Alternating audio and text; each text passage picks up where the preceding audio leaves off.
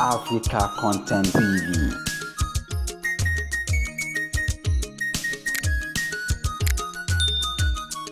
Ibadan amúkan Wasiu Ayinla. Gbogbo ọmọ òkè Ìbàdàn ní ilé olúyọlé. Ẹ̀kú àjò ti tàn lọ́wọ́. Gbogbo wa lókè Ìbàdàn. Láìlá Karachi jẹ́. Ìkọ́ni pípa ìlà ọmọdé ìbẹ́ lòdì. Ọlọ́wọ́ bá kódà kó o máa bẹ ìjà ìṣẹ́nu. Bàbá ní kí ìyẹ̀wò. Bàbá ní kọ́lámọ́lé ìkọ̀lì tí ń náírà. Ọmọlọ́lá ló làwà ìlànà ní kí ẹ̀. Wọ́n ló kó mi lè. Bẹ́ẹ̀. President ní kí ìyàwó ẹ̀dìdé mi lẹ́gbẹ̀ẹ́ yọ. Olórí Wúdí ní Ìṣọ̀lá mi pátápátá. Ó mà ní kí ìyàwó Karachi mi.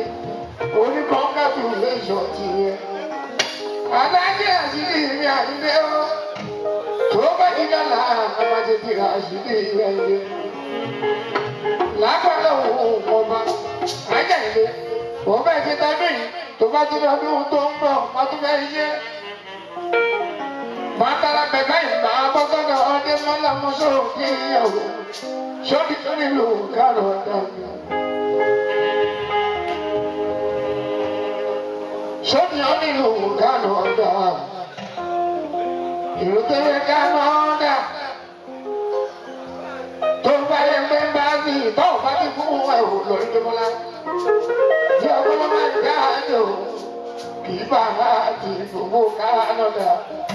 Ọmọ sọ́dí ìyàwó ìkẹlẹ́ èké mo bá mú. Àyàkọ́ níbi ìṣúná mi.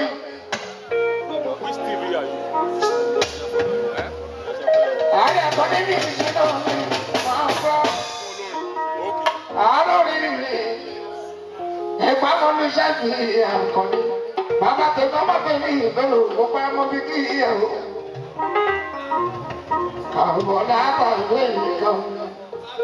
Bàbá mi mú fi ní ìhùbà Abájúdé.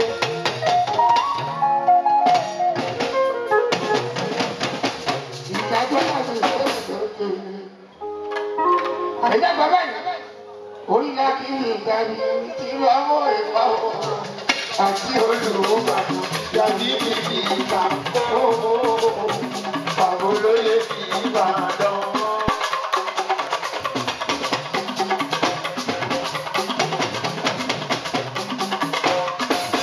Ó bí àwọn ilé yóò.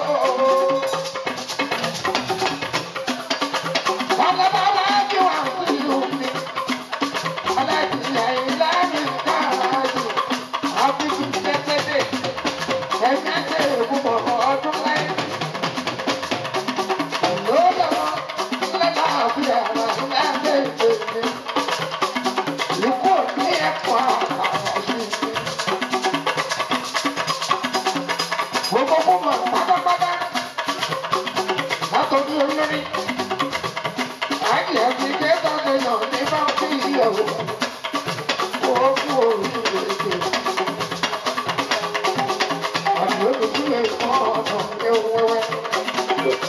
Akílẹ̀, òun náà ní ilé o, àyà. Wọ́n jẹ́ kẹ́mì tó bá tó ní lọ́ọ̀lá. Àwọn ti kà náà yíra sí ìdí ìgbàlẹ̀ ìdìbò. Ìrèlè ní Ìbàdàn.